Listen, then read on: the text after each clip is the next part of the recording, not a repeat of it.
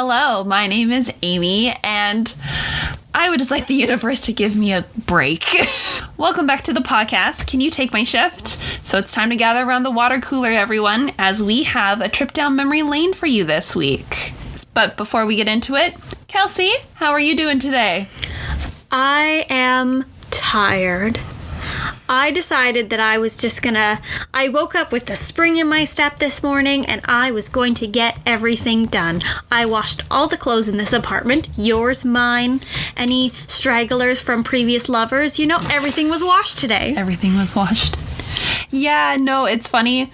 We're recording this intro on a Monday, which is something we don't normally do. But I worked this morning, and at work, we had these little sticks, and I dropped them all over the floor, and I just went,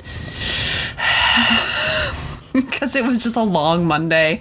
And a customer walks in and goes, he saw me do it, and he went, "One of those days?" And I went, "Yeah, it's been a long week." And he goes, "It's only Monday." And I'm like, yeah, it is only Monday. But, at least you had a productive day. Overall, this is our first time not recording, week to week. And honestly, it's been kind of nice. Yeah, it has been kind of nice. I had, a fun, kind of last relaxing week.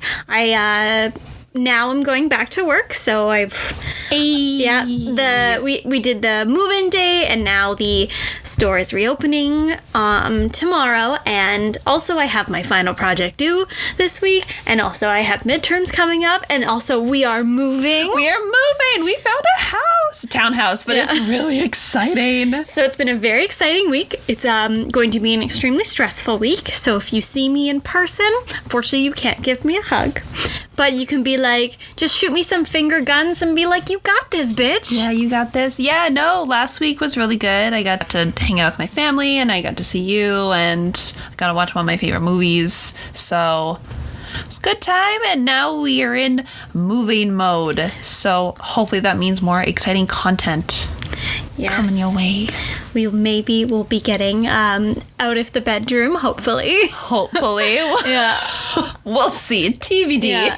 It's going to be sad, though. For those who know, we share a bedroom. We share a one-bedroom apartment. We share a bedroom.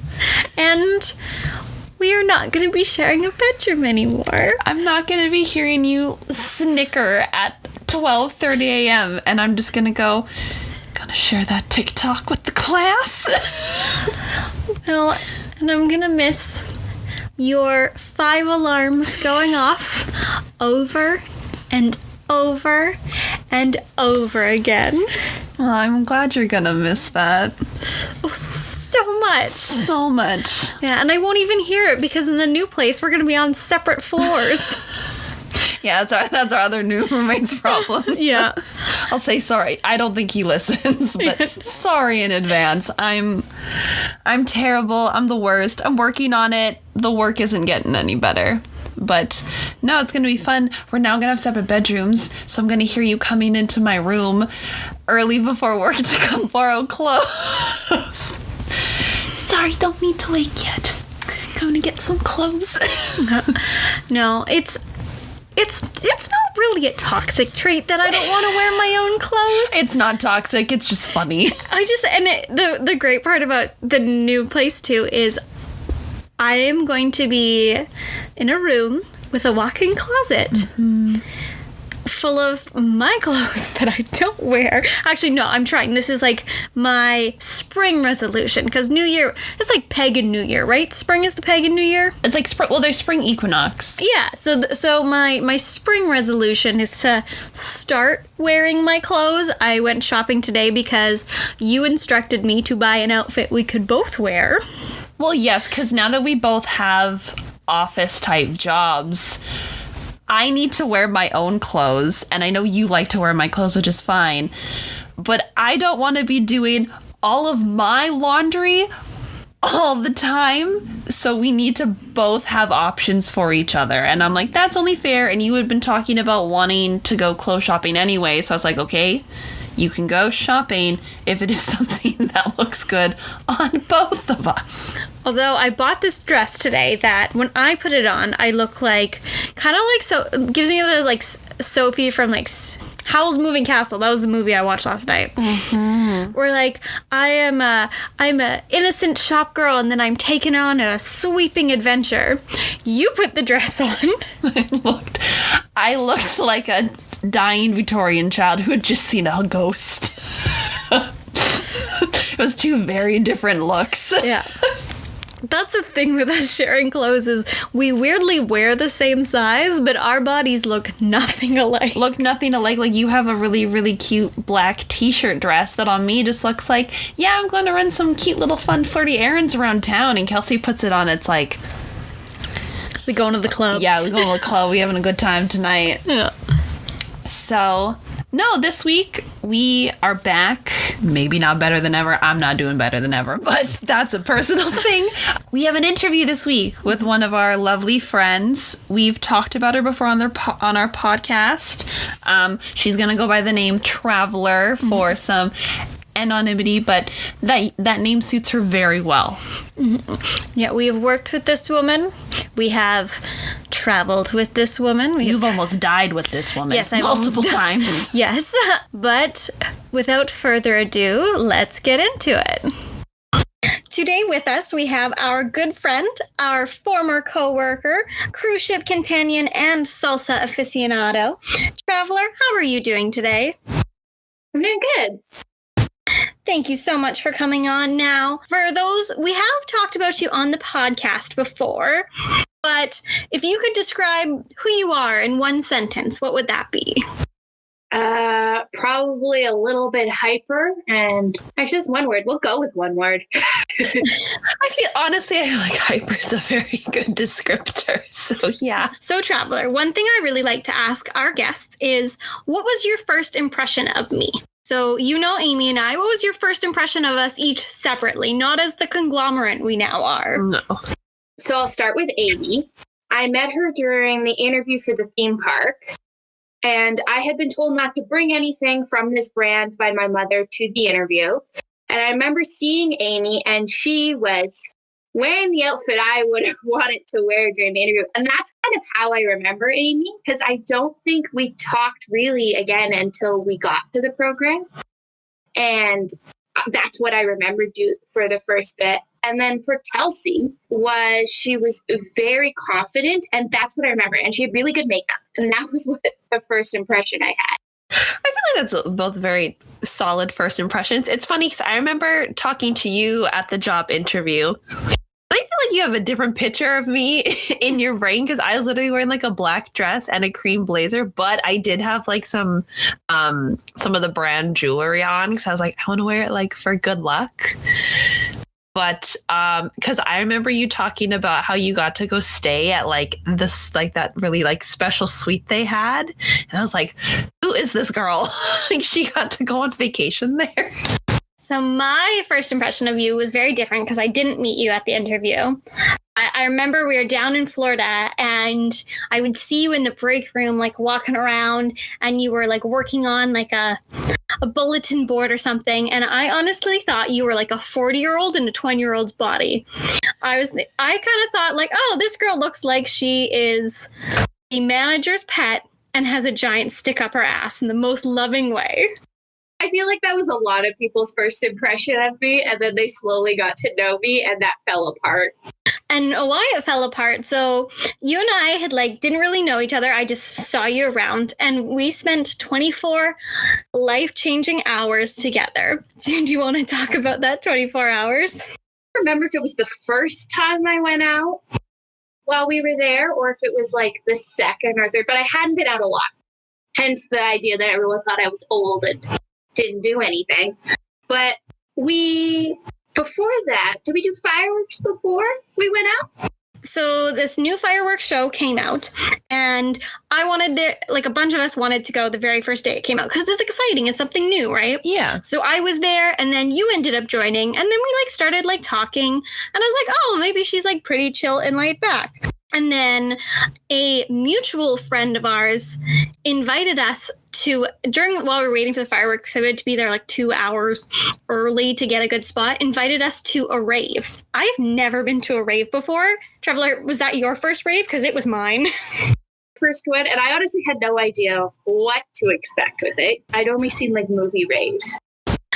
So I get on the bus, and then I see that you get on the bus, and I was like, oh, like, you're coming? All right, it's going to be interesting night.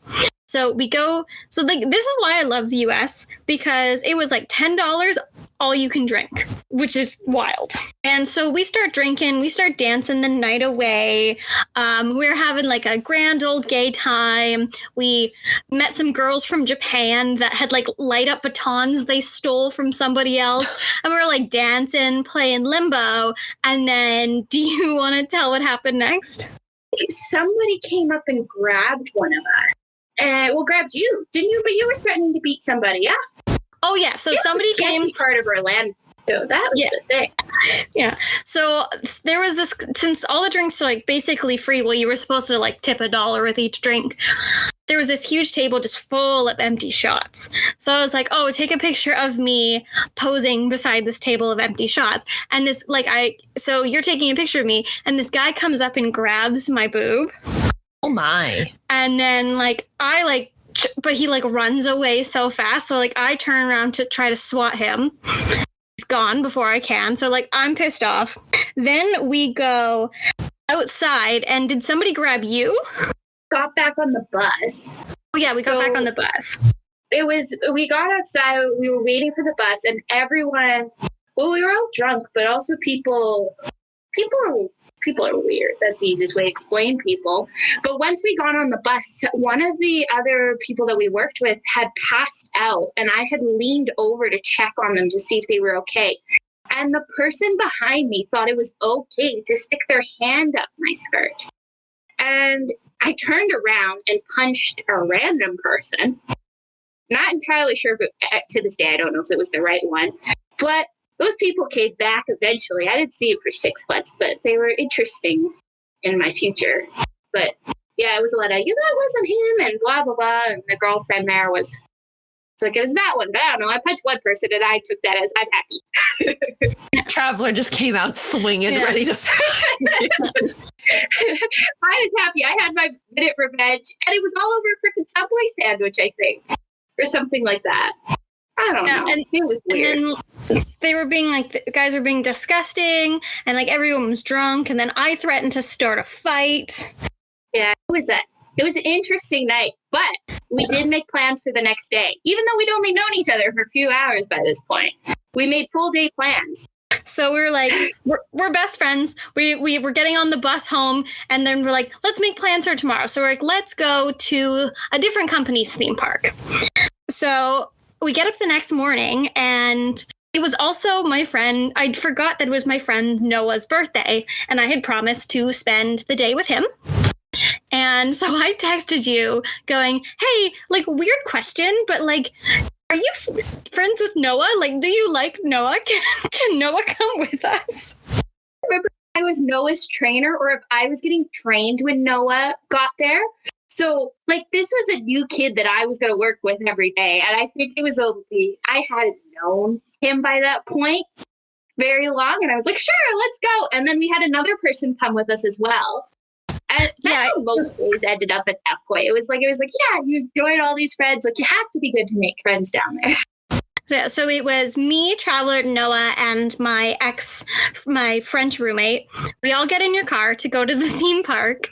We get in her little Beetle, because hot bitches drive Beetles. And then what happens next? So I lived in a different complex. So I drove over and got you guys, and then I was leaving.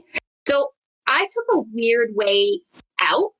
All right, friends, but I took a weird way out that wasn't the normal way to get there. So it was like an extended drive. And it is a highway that we're on, but in the States, highways are weird. They're not like here, where in small town areas here, you can cross over the highway, but you would never do that in the middle of the city. But that's a thing there, where people can just turn left across a bunch of lanes of highway. So there was lights further up. And so we're driving, and so there's cars in the left lane, so I can't see. And this lady, because the traffic's backed up in the other 2 lanes, but my lane's free flow, 100 kilometers an hour, this lady decides to cut across left across the highway, and I could just see her last second. So I hit the brakes, and we T-boned them, basically. It was a lot. So we are in this, like, we are in a Beetle, and we T-bone this minivan because we're driving along, and I was like, in my brain, and I was like, doody, like, I was hungover. I was like, we're going to go ride some rides, but I think something's going to happen today. And then literally a split second, wham. And you know what we were talking about what we were talking about just before we got there was the French girl was thinking of bringing her car down. And she was actually asking me what would happen if you got into a car accident. Like, how does that work? And I now know it's a very smooth process, at least with the group I was with. But we were talking about that just before it happened. It's like foreshadowing, unfortunately. Yeah. So we get out of the car, and it was like there was lots of witnesses, which was good. And the thing was, like, so the hotel staff, because it was right in front of a hotel. So the hotel staff came like running out, and they're like, do you know how many accidents we see here every single day? And then we also had to wait for the police to show up, which they, of course, took forever. And like, he took all of our IDs. He was very confused on why he had 3 different provinces' IDs in his hand from like a different country. He also didn't know where my license plate was from, nor why there was a French driver's license in his hand. Yeah. And then that was my favorite part. So the family that we crashed into, so it was a minivan. It was a mom and her 2 teenage kids. So we crash, you get out of the car, she's like, someone's hurt. And so the mom is fine, the son is fine, but the daughter refuses to get out of the minivan. She's like she's in shock. She's having a full blown, like, she refused to get out of the van. She thought she was dying, but she's like, my collarbone's broken. Now I have like my first aid training. So I get out, I ask her like questions, like, are you okay? I'm not going to touch you. Like, I just need you to talk back to me. And I was like, can you get out of the car? Like, she was like, it's broken. And like, her collarbone wasn't broken. It was where the seatbelt hit her. She was probably just going to be badly bruised. Yeah. But she was in so much shock. She refused to get out of the car, and she like wouldn't let anyone go near her, wouldn't let anyone touch her. So we had to call the ambulance. And then we had to call the fire department had to come. So there was a police officer, an ambulance. And then because you slammed on the brakes right before we T-boned them, right? Yeah, because we didn't hit. So my airbags didn't go off because that's how slow we were going when we hit them. And my car only had a wheel well dent. Like, we only broke the radiator on my car. We broke nothing else. I will never get rid of my car. That thing is indestructible. But the SUV we hit, we like caved in a wheel. We busted in a door completely. All their side airbags went off. Like, you could not drive her car. And we literally took my car and drove it up into the hotel parking lot. And drove it to the dealership the day later. So it was pretty much fine. They had to because they're like, the police came, they're like, you need to move your van. They need like off the highway. And she was like, I can't move it. So they had to literally get a fire truck to move it off this highway. Oh my God. And then of course, the next thing that comes with accidents is someone who I've only ever been in 2 car accidents, and that was my second one. Only other car accident, and I was driving a Volkswagen Golf, and a giant truck hit me, and I only had a tiny dent. So Volkswagens, great cars. Indestructible. Yeah. And so the police officer, so then it turns into, right, insurance, who's at fault. And the lady starts going, they were speeding, it's their fault. But my favorite part was she was rude to everyone before he got there. Everyone who stopped. So by the time the cop got there, it was like all these people were saying exactly what they saw and were very disgusted by what this woman's behavior was towards everyone that was trying to help her. And my favorite part was it was this old cop, and he literally is like, ma'am, I see, what was it, like 3 or 4 accidents here a week. And if she was speeding, none of you would be standing here talking to me. I was just like, oh. because she illegally cut across 3 lanes of traffic. So she not only got she tried to blame it on us, she got a ticket. He was like, you can dispute this in traffic court.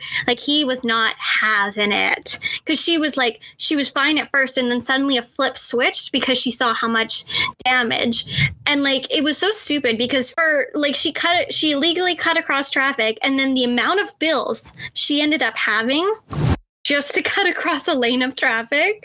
I feel like that's just a very American thing though to do, because their system obviously isn't set up the same way ours is. So immediately when they're I need money, I'm going to sue. I'm going to do this. I'm going to do this. I'm going to do this. I'm going to do everything in my power to prove that it was not my fault. Mm-hmm. But that's just a very American mentality.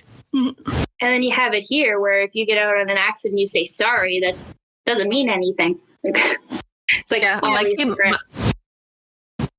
my insurance company will call you, your insurance company will call them, and they'll figure it out. We will never speak again. Yeah. So that was our first 24 hours together. It was super high fireworks, getting super drunk at a rave, threatening to start fight with men, and then getting a car crash. And then we went on our way. We celebrated Noah's birthday at the other theme park, and then we went home. Yeah, it was a very eventful beginning of a friendship. Hey, what doesn't kill friendships only makes them stronger.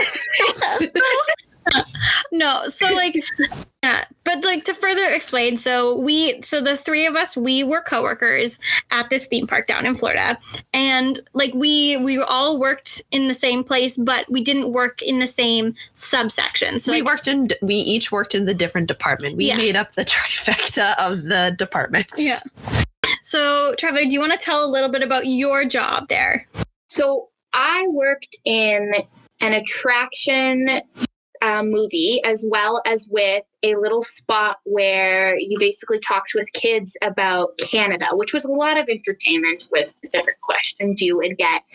And it was long shifts, but it was very fun because you basically just kind of cycled around the 3 positions, and safety feels very basic things, but it was very entertaining and fun because you would get a lot of good long interactions with people, and you would hear the funniest things.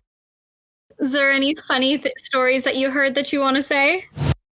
Well, actually, the story this happened with, one of our friends just talked about it on TikTok, and I was reminded of it, and I thought it was very funny, was we had this little map of Canada, one of those dollar store maps that you plop all the provinces in.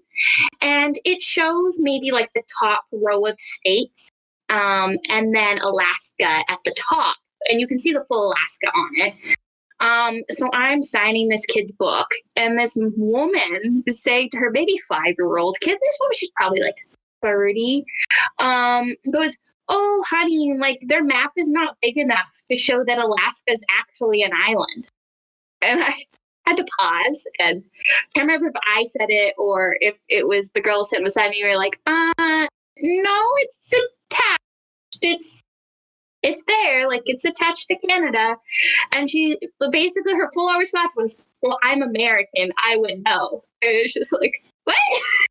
Not justification for the answer. But she went on to talk about it and was so certain about it that it made me start thinking well, maybe there's a river? She was just so convincing. And then I called because I was still questioning. I was like, is there a river? No, it is attached. Okay, what is happening? But it would be stuff like that all the time. We used to swap stories every shift. It's just the craziest things people would tell you. My other favorite one was this person thought it was Canada Day. And this person from the UK thought Canada bought itself off the East India Trading Company. And that's how we became a country. Huh. And I was like, I don't know what to say. I would have absolutely no idea how to. I'm like, what do you mean bought ourselves off? We're not a monopoly property. It's not it's a board game. And the thing is, too, I work at a museum back here. So, the history of the companies that kind of did a lot of the settling and like moving around Canada, I know their history quite well. So I was just like, I don't even know where to start talking about how wrong this is in every statement you just said. No, because like as Canadians, we do have far more like knowledge about the US than like honestly that I'd care about. But like we have a good general knowledge. Like, I mean, obviously if you asked me like where some states are, I'd be like, I don't know. Like, I'm not really sure where South Carolina is. Yeah, anything in the middle, I'm not 100% sure on. The outside parts, maybe. But the lack of Canadian knowledge was it's outstanding. Like, I heard so many stupid things. Like one time I was waiting for Kaylee to get off work, and some of the two dumbest things I heard in the 20 minutes while I was waiting for her. The first was, oh, look, in Canada, they have tiki poles. Oh my God, I remember that lady lives rent-free in my brain. Yeah, we had these lovely, beautiful totem poles for our First Nations people. And they were beautiful. They were just like even like repainted that year. We got new ones. It was all very exciting. We had like a ceremony for them. It was great. It was beautiful. And this lady goes, yeah, look at these beautiful tiki poles. I wonder like what they represent. I was like, tiki, no. I'm like, gotta hold my tongue. Gotta hold that tongue. Like, we're not just casually always having a luau. No, the tiki poles are by the lagoon, and they get lit at night. And then the other dumb thing I heard was I was also waiting for her to come out, and this family comes out of the movie because the movie talks about Canada. Yes. And they're like, well, I thought Canada was stupid, but it was actually kind of pretty. Thank you for that backhanded compliment. Like, what? Like, Canada is like one of the most like beautiful countries in the world. Like even like it's called beautiful British Columbia for a reason. Yeah. What was some more stupid things that you heard, Traveler? Hold on, before you continue, I just want to preface: we have American listeners. Yes. We love y'all. The East India Trading Company one was someone from the UK. That makes it even worse, honestly. Like y'all like we are a part of you. Like your queen is technically our queen. So, but yeah, our American followers, we love you. We appreciate you. Maybe just brush up on some knowledge. Just do some research. But you know what? It's okay. We appreciate you and care about you. But anyway, Traveler, continue. What are some of the other ones? I do remember, though, a lot of Canadians quizzing me on local trivia. Well, because a lot of them didn't think that we were actually from Canada. I think that was kind of the biggest thing. They'd like read your name tag and say wherever you were from. And they'd go, oh, so you're from here? Like, what do you know about this place? And I would literally like rattle off like, oh, like I'm from here. And then they'd be like, oh, so this is real. I'm like, what do you mean this is real? I'm not a hologram. This isn't an illusion. And like people would always go to me like, oh, Victoria, I love the Bouchard Gardens. I'm like, actually, it's the Bouchard Gardens. I think it's called Bouchard. Like, sorry, ma'am, I think I know more about my home city's gardens than you do, genius. I feel like I blocked most of this stuff out because I'm trying to think, and I remember there was a lot. But I'm feeling like I blocked a lot. I remember Canada Day was very stressful because they brought an American beside to work with me all day. And she basically, her whole job was to do these quiz cards with people. And at the end of the day, she was just like, you have a lot to deal with the questions you get. Because the questions she had were very basic. And they were kind of like, well, to us, they're basic. They may not be basic to someone that doesn't know our country, but we got a lot of interesting answers on some things, which is how the East India Trading Company came up on one of them. But it was like, I think one of the questions was how did Canada come to be? And there was a lot of creative answers. Yeah, well, like because I guess, yeah, you didn't have to do, so when I worked in the restaurant, if we were running like reservation times were running a wait, we would either do theme park trivia or Canada trivia. And like, because we ran behind so often, literally all the trivia is like still ingrained into my brain. And there was some questions you would ask, and either one would like some questions we would say they would dispute you. Like one of the most top questions people disputed with us is who wears red and is a resident of Canada? Santa Claus, because Santa Claus is like addresses, was it HOHO? HOHOHO. Yeah, North Pole, Canada. And they're like, no, Santa's American. No, he Canadian. He comes with it. A kid literally started fight. Like, I was afraid this kid was going to come up to me and slap me. And I was like, it's just a question. Like, what do you expect me to say? Like, people would just, they would be so right that they'd be so certain. Or our trivia was very interesting because it was alcohol related to sell popcorn, and because they would get popcorn if they answered our trivia correctly, and then it was over at a beer cart. So we were kind of trying to get them to buy other things with our trivia. And once they realized our trivia was not so kid friendly and it was a lot of alcohol related items, you'd be like, oh, like what's a Mickey? And then because that's a type of bottle that alcohol comes in here. So it was very entertaining and fun from that way, because people would think our slang was creative, but then also thought it was weird at the same time. No, that's fair. Like, I honestly don't. What is like a Mickey? Like 473 milliliters? You probably know better than I, because whenever people would call it a Mickey, or is it like a 2.6? No, 2.6 is a pack of beer. No, 2.6 is 26 ounces. Oh, never mind. Okay, see, I don't even know slang. Because 2.6 derives from 26 or 26er, terms that form a capacity of a liquor bottle's 26 ounce capacity. And a Mickey of alcohol is it the smaller one? Yeah, it's the 12 ounce bottle. You know, like you always kind of like, Mickey is like the easiest alcohol to kind of like shove down your pants and hide because they're curved. Yes. Not condoning doing that, kids, but you know, alcohol is expensive in Canada, especially at the club. I'm just saying, I don't really want to pay $12 for one shot. No, exactly. You do you. We don't condone, but we're not in charge of your life choices. Yeah. I feel like it would be great for my old lady tried to get rid of that belief of people about me by that whole muddling up of the fact I got most of it wrong. I just said it. No doubt. So I want to move away from, we have talked about the theme park a ton on this podcast. I mean, it's part of all of our personalities, unfortunately. I mean, like, hey, it's because we're all friends. Like, was it really the worst? No, we went to Ward together. But Traveler, so you and I are very similar in ways that we have worked lots of jobs. Like, Amy has you've worked like 4 jobs your entire life? Yeah, I think so. I think I can count all the jobs I've worked. Mm-hmm. Like real legal jobs that I have T4s for on one hand. So, Traveler, what was your very first job? It's like 12, I believe. Yeah, 12-ish, because Alberta, you can work much younger than everywhere else. And I worked at a motocross track mowing grass. Was my first job, and doing paperwork. A long summer. You had paperwork at 12 years old? Yeah.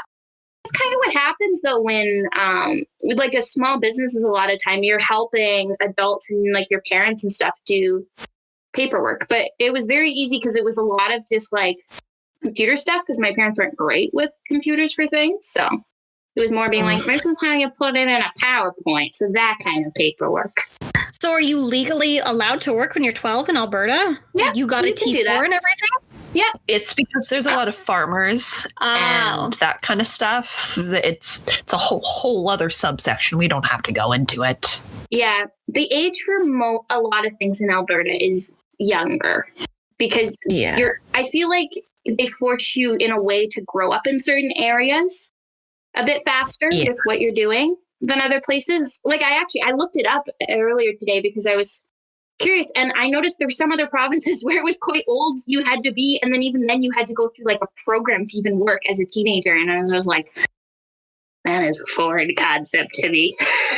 Yeah. Well, in BC, it's 14 with a shit ton of restrictions, and then 15 with less restrictions, and then after 18, it's a difference. Like when I worked at the movie theater, they didn't hire anyone who wasn't turning 16 that year unless it was like a special exception. Like one of my coworkers, his sister was the manager, so he was like the one exception they made because he had just turned 15, because like when you're younger they have to give you like so many more breaks in between hours, and then you have to get like I think you still have to get parental consent when you're under 18 to get a job in BC, but I don't know if that is the same in Alberta. It's only under 14, I think, or something. That's probably wrong, but it at the time it was. Yeah, I don't fully remember because like I didn't start working in Alberta till I was 16, but that's because the coffee shop would only hire you at 16. But like you can get like your learner's license at 14. You can start driving at like 16 right away with like still restrictions, but a lot less.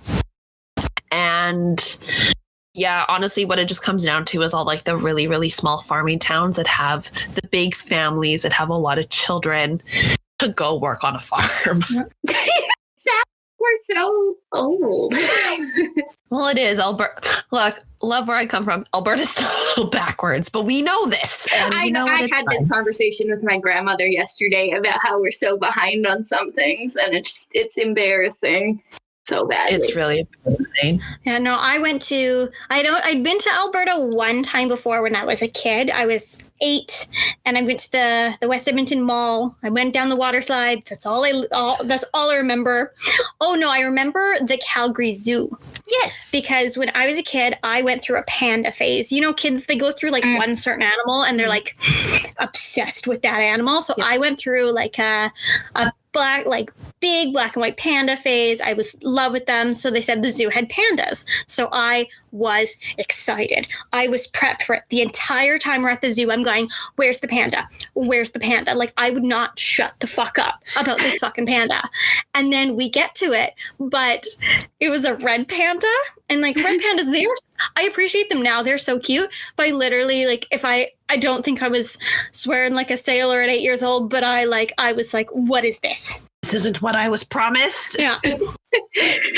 I had not been back to Alberta since I was 8 years old, and we decided to go. The three of us were like, let's do Stampede. I had never been before. I feel like that's a Canadian bucket. You told me the best thing about Stampede, and that is all the free pancake breakfast pancakes. Is that not what you were thinking about? What were you thinking about? Because that's like a very exciting thing for me. I like breakfast food. Another. I guess this isn't like the best thing, but this is a really funny fact. Is during Stampede, divorce rates skyrocket. Like divorce, there's so many divorce lawyer advertisements at that time because so like people get so roaring wasted, and because we have all those big oil companies there, they buy tents, they allow tickets for everybody to go in free.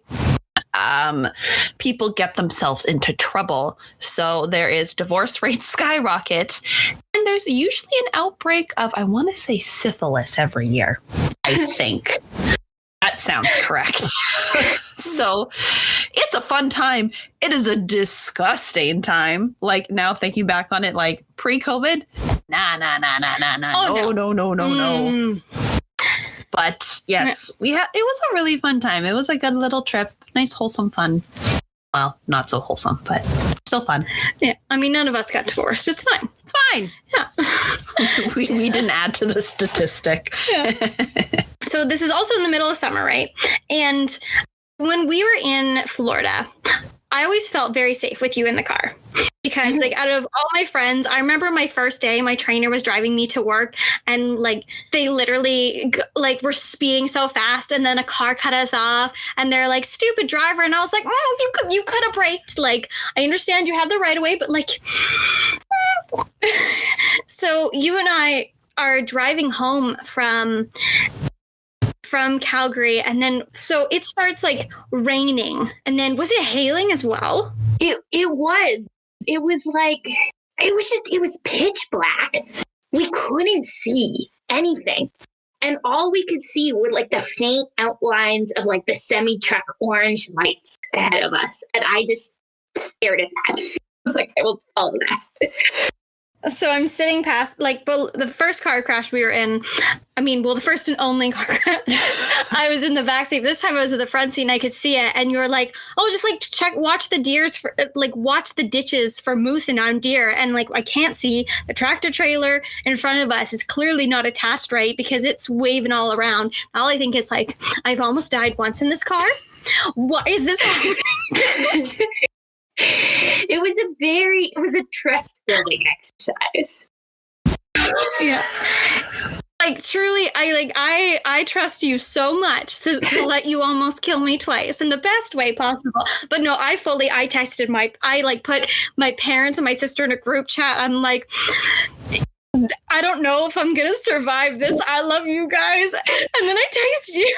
Yeah, Kelsey texted me and like, we're like, the weather is so bad. It's haylay. There's swerving cars. I love you. And I was telling our other friends who hadn't left my apartment yet. I was like, oh yeah, like the weather's really, really bad. It's probably a good thing you guys haven't left yet. And she's like, oh my God, like, are they okay? And I'm literally sitting here because this is very normal weather in Alberta, especially in the summer. I'm like, yeah, like, yeah, it's fine. It's fine. And you're like, why weren't you freaking out more? I'm like you were fine. You were so fine. It's flat. So like the wind's just coming and the little beetles swing. But like, you're used to that. It's Alberta. Anyone not from probably Alberta, Saskatchewan wouldn't be used to this. I didn't know how flat Alberta was until after I drove everywhere and I came back. It was like, oh, we flat. Except for the mountains. Except for the mountains, yeah. But I used to fight people. I used to tell people, like, we're not flat. We're not a flat province. And then I came home and was like, oh, that eat my word. But so speaking of festivals, because I guess the Stampede is kind of like a festival. It is. But like Traveler, you worked at an arts festival. Yeah, very quiet, very chill. It was an arts festival for women's in the arts. It was great because it was an internship and they paid me in scholarships and beer. It was great. And I basically had free range of the social media and stuff, and I got to see all the shows. And it was a great year because it was a year my contract was with them. And it was rather fun, but it was also like my first foray into like the business world in a non like very super corporate. It was like my first kind of like relaxed business role I ever had. And it was really fun. Yeah. So you have a business degree. Is that like the job that made you want to go into business? No, I went into business because I was originally trying to go to film school. And one of my dad's friends was in the film industry. And he said, it's too competitive to go into like cinematography or something like that. Teach yourself that on the side and get your business degree so you can move over to the producer side as your career goes on. And I was like, oh, that makes sense. Yeah, I'll do that. And then he helped me get an unpaid internship on a film production in my first year at school. So it was like a Stars movie or something. I don't remember. It was a 3D romantic comedy. It was actually kind of fun. But after working that, I realized there was a few issues I had with people on set. And after I like went and kind of did complaining little 18-year-old me, I realized very quickly that working on the production side of film was not for me in terms of, I'm not a great people person sometimes, and that you don't survive in that environment. Yeah, no, the film industry is definitely a difficult industry. I mean, as someone who is not officially left it, but like has pretty much left it, I saw some things that I saw a lot of things I didn't agree with. And things that shouldn't be happening. And that's just a really sad fact because everybody who goes into film just goes in with like, it's, you know, when some professions you go in with a very practical mindset. Like nobody goes in with dreams of being the best accountant there is. No. Yeah. But everybody goes into the film industry with like big dreams, right? Because you know you could potentially make a lot of money or you could never make any money. Mm-hmm. Yeah. And you see a lot of weird things on the way. Now, another job of yours that I want to talk about is when we went to Edmonton, you worked at a historic site. Yeah. that I wanted to see but was under construction. But you guys hosted weddings, and you have told me lots of your wedding stories. Is there any ones you'd like to share with the audience? Yeah, we get some crazy stuff. So to preface this is I still technically work there, but it's been 7 years, and over the 7 years, I am super calm with a lot of emergency situations now because this place forced me to learn that. I've probably called 911 at least 60 or 70 times for accident type situations. And all from there. We've had flipped cars. We've had people in the ditch. We've had all sorts of bodily injuries. Had to go to the police station for stuff. We've had, to do interviews after the fact. We've had drunk drivers, break-ins, sheep. Sheep don't like me. They hate me. They'll try to run me over. Sorry, sheep, like bah sheep, like bah sheep. So we actually have a full-on farm there. So I work all year round. So the public don't see this place except for a few months in the summer. And I basically would work all year round and would see the animals in the wintertime. So the animals got to know the few staff people there. And we used to have these two, Cookie. And Cookie used to like to sneak out of the park, this sheep. And she did not like me because her baby I could pick up every time it ran away, and I would lock them in a pen if they were being annoying. So they'd run into brides' events and poop everywhere. And you're trying to chase them, or they'd run out of the park and be off into the city.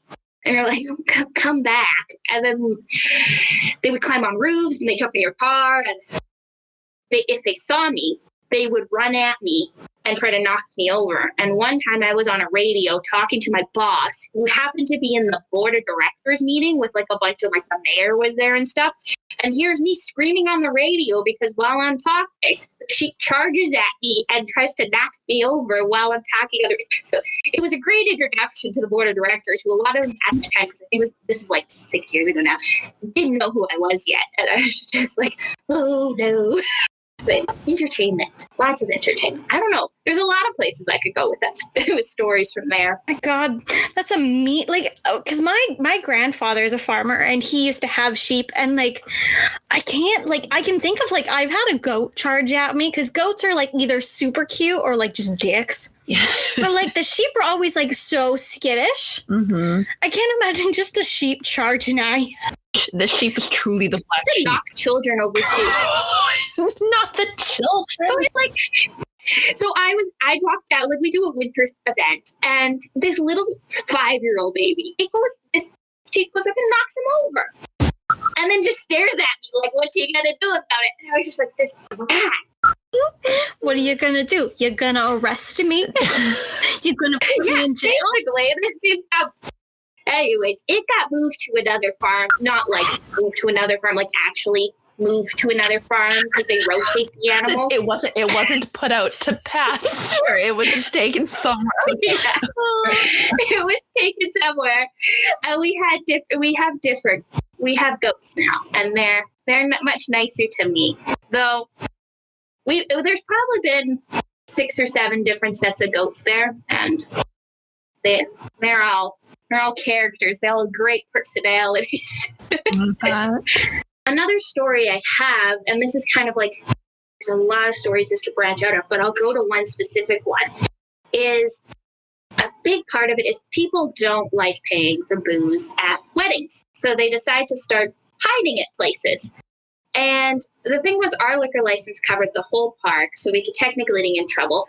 But I had nothing else to do in that 2 in the morning or 1 a.m. except try to entertain myself with what's going on. So one of the entertainment is, can we find if the drunk people hid their alcohol okay? And usually you could find really good hiding spots, or you would find the stuff in the silliest places and you would literally fall over it. But I remember there was this one wedding that hid it everywhere. There was outdoor garbage bins. They hid it under the garbage bags. They hid it in a wheel well of a truck. But I remember this one guy, and this is a common thing, is guys would drop their pants and like start peeing where their alcohol supply was because they thought it would embarrass me and make me walk away. And I remember just going up to one guy and looking him straight in the eyes, and I'm just like, hi, like, you can't pee on a historical artifact building. No, the bathroom's 2 feet away. And it's like, he watched him literally hide the alcohol. The whole reason he was doing it, but he thinks he's being, so like, I'm so sneaky. And it's just like, I have nothing else to do. You're my only, like, isn't my only entertainment is to basically disrupt it. But you would get that quite often. And then it's like, that one wasn't even on him. It was literally right beside him. And it's, yeah. My God, I feel like with that kind of thing, you have two types of employees. One who just walk away and they're like, I'm not getting paid enough for this. And the other one's like, you know what? I've decided to make this my problem. That's usually what it was. You caught me on a bad day, I'm going to be strict. But the thing is if you can be sneaky about it, I don't care. The second you start being rude about it and you start being like mean, I'm like, I'm going to make all the power to find all of your hidden booze. But like, you're nice. I don't see it. It's over there somewhere. So besides people peeing on their alcohol or on their stash, where else was like a weird place people will hide it? Because I'm assuming like if they're old buildings, there's probably lots of like nooks and crannies. There was like sneaky places in between like little alleyways between buildings that would appear they go to nowhere. But to staff, it's actually how you like sneak places to get from like one kitchen to the other. So you would literally fall on it a lot of times. It was because it's dark, you can't see, there's no lights in this area, and you just fall over a case of beer. You're just like, look at that. My other favorite was I was pulling into the parking lot from another event, and my headlights just go across a truck, and there's all this alcohol in the wheel well of the truck. And it's just like, that's not even trying. It's like, there's a box. You just stick it in the box. It's like, I can't see it there. Why isn't it? And it was sitting on top of the tire, but it's like that. It's that cheap beer that's like a light yellow box. It stood out in the middle of the night. You're like, what? Be smart, people. If you want to hide your alcohol, be smart about it. It's not hard. It's not hard. No, and the people that are not trying. Because like when they're smart about it, you kind of have that like sense of respect. Like, all right, you went all the way to that like level. Like, I will let you have it at that point. But like, if I knock into it, I'm like, that's on you. That is on you. Like, I've seen like so many weird types of flasks, like to even sell like a scrunchy flask. And if I see someone pulling out a scrunchy flask, you know what? I respect it. Mm-hmm. That's creative. Or you get the drunk people that don't realize staff go in and out the main door as well, and they'll put it right beside the entrance outside of the building. And you're like, what? Right over the entrance? Yeah. I've probably seen that like 20 times. It's right there. And the problem is you have a lot of little kids at a lot of these weddings. And people just leave their beer on the ground everywhere. I don't know. I would 100% pick that up if I was a child. Like, there's some like weird family photos of me like reaching for alcohol. And people aren't smart. They're like, no. Come on. No. Be smart about hiding your alcohol if you're going places. Otherwise, you're the entertainment for the staff that night. So, Traveler, we've talked, we've reminisced, we've gone off topic. Yes. Now, before we get to the end, can you tell your favorite memory from all the jobs you've worked? So what was your favorite work memory that has stayed with you, whether it was absurd, terrible, heartwarming, or funny? Anywhere? Yeah, from any job you've worked. It'll probably be, again, at the museum where there was, I don't know, someone had knocked themselves out. And one of the staff in the event had called for all the first aiders to go, but they didn't call a specific person. And so there's this massive hill in front of that venue. And no one knew quite how bad this injury was. But when I came running around the corner to respond to the incident, there was like 9 of my coworkers that I was super close with coming down from all over the park. And you could just see everyone sprinting and towards this venue to go help this person. And it was just, I don't know, it was just that moment of being like, this place is a lot of things, but at the same time, you have all these people that have your back. And I don't know, it just made me feel so happy that we were going to respond to this guy who was unconscious, but it was kind of like, oh, like everyone's coming in. Safety's here.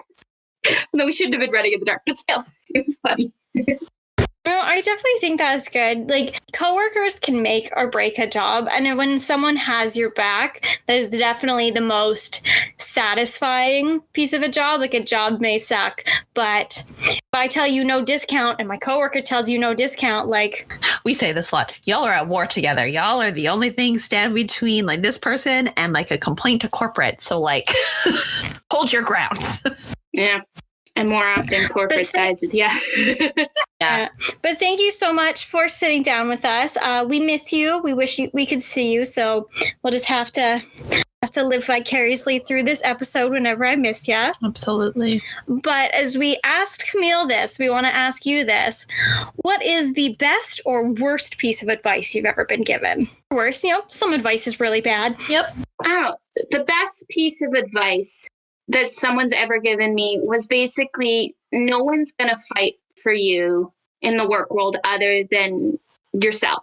Like, your coworkers will, but you also need to stand up for your coworkers if you can and be that voice, because you can work together and you can also look after yourself to move forward, because no one's ever going to give you the promotion or the raise. You need to say that. And if the place is not respecting you, which is part of the reason I've had a lot of jobs, is if they're taking advantage of you, even though you love it there, it might be time to go to somewhere that's going to appreciate you. And I have left a lot of and grown a lot from that. And there's a lot of places I thought, oh, it's never going to get any better than working here. And then you go to a place, might be horrible, but maybe the next place it's way better, and you feel much more at ease, and life is good. Oh, that's a very, very solid, very, really good piece of advice. So thank you for that, Traveler. I think that's, very, very relevant to, all our lives. I mean, look at Kelsey. She's had a lot of jobs. I have probably should have left my job multiple times, but, when the pay is good and you can kind of slack off a lot, you don't leave it. Yeah. But no, you want to be treated well. Yeah. I think that's the bare minimum. But no, thanks for coming on. We appreciated talking to you. Thank you guys for having me. If you're gonna hide alcohol, be smart about it. Be creative. We don't want any lazy alcohol hiders. Come on, step your pussy up. Now, before Amy gives us the good old outro, her catchline, her phrase, the only reason she's here. Yes, the absolute only reason, besides the editing and all the other things, but yes. So Amy had a cheeky little New Year's resolution. I did. She wanted to start streaming.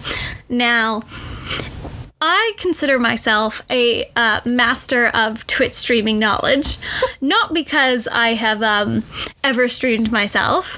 No, I just watched my boyfriend eat 6 bananas on a Twitch stream, and that was my first introduction to Twitch streaming. So I was like, all right, I'm gonna learn about this. When you're in a relationship, you should each have separate things, but you still should be interested in what your partner is doing. Absolutely. Now, my partner plays video games on Twitch. Do I enjoy the video games he plays? Not necessarily.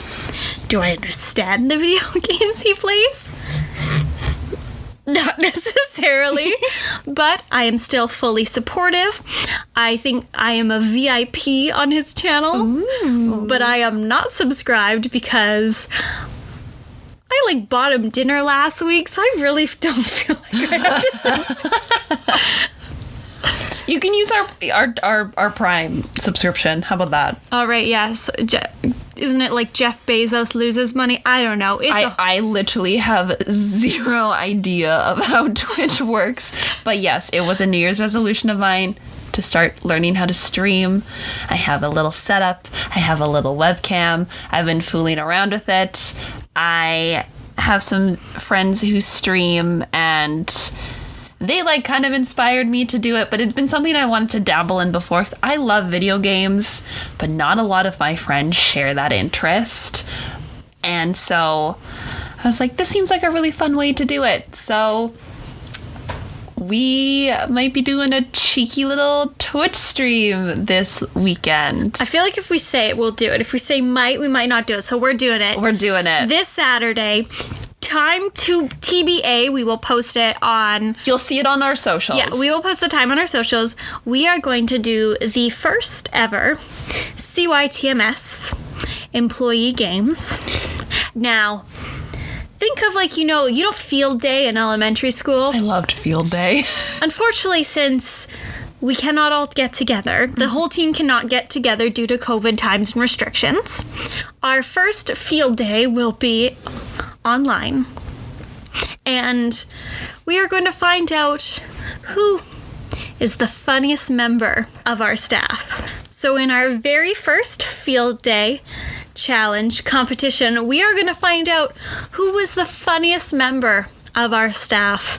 Now we have a huge staff, so big, you know. So many people. So many people. So many behind the scenes people. Yeah. So if that's something that interests you, tune in and find out. So, with that in mind, Amy, I think they need to know where they can find us on those socials to find out that information. Absolutely, they do. So, again, you guys can find us on Instagram at Can You Take My Shift. We post updates there every week. We post TikToks to our story. So, that's probably one of the best places to find us. We're kind of most active on there. You can also find our personal Instagrams in that bio if you want to follow us personally. Don't have to, but if you want to, have fun there.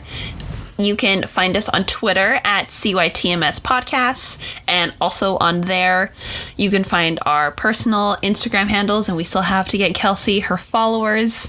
She's not getting any closer to getting her poor fish Glenn. No, I'm really not. Not because I gained a couple followers. I'm sorry. And I'm still, I think, at 26.